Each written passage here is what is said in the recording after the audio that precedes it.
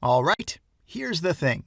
Hiding rows and columns in Excel spreadsheets can be dangerous, especially when other people use your files. In the sheet we see here, it is difficult to notice that a column's been hidden. The professional way to hide rows and columns is by using Excel's group functionality. Whenever we do, a symbol will appear on the top of the sheet if we are hiding a column, and on its left side if we are hiding a row. It is much easier to see that one of the columns has been hidden now, right?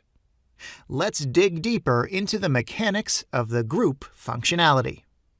Let's say you would like to group columns E, F, and G.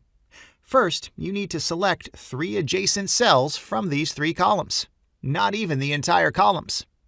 Under the Data tab, you'll find a Group button. You can press it and choose Columns in the dialog box that opened. The 3 columns have been grouped now. The dots above each column show the column is part of a group. The thing is that we are not certain which group they are part of, as there can be multiple groupings. The thick line above helps us figure this out.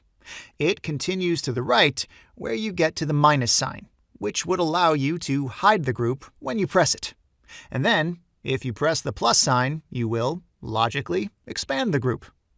To ungroup a group, you must again select the 3 adjacent columns or cells that have already formed a group, and then press the Ungroup button located just below the Group button in the Data tab. Let's try this. It works fine. You could use the little dots for your orientation to see which columns you need to select. Fine. So far, the intuition is okay. Now, let's create another group with the H, I, and J columns. The impossible happened. Excel enlarged my group. E, F, and G on one hand, and H, I, and J on the other hand, are not 2 separate groups. Technically, the only way to separate 2 adjacent groups would be to insert a blank column between them. Strange, right? Actually, this is not the usual practice.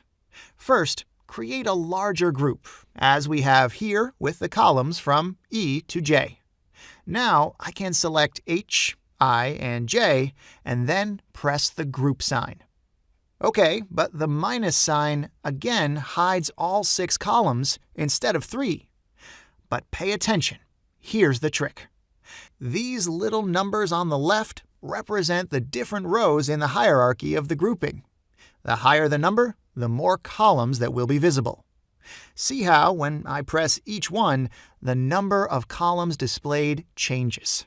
Remember, this field with the group's hierarchy will always be here to help you. Yes, you'll probably need practice to get used to this setting, but don't worry, this is the way it works.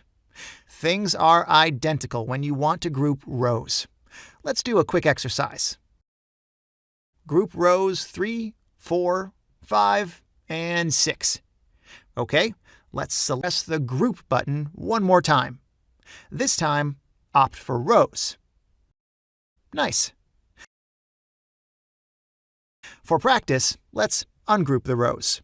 You can select one cell from each of the rows 3, 4, 5, and 6, and then press Ungroup.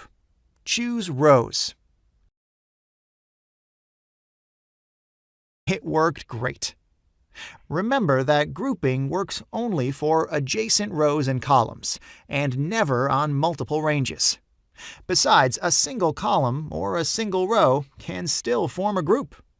When you get accustomed to this functionality, you want to learn a shortcut and apply it faster. The shortcut for adding a group is Alt, Shift, and right arrow. If you would like to remove a group, you can do that by pressing Alt, Shift, and left arrow. Awesome! This will do for now. See you in the next lecture.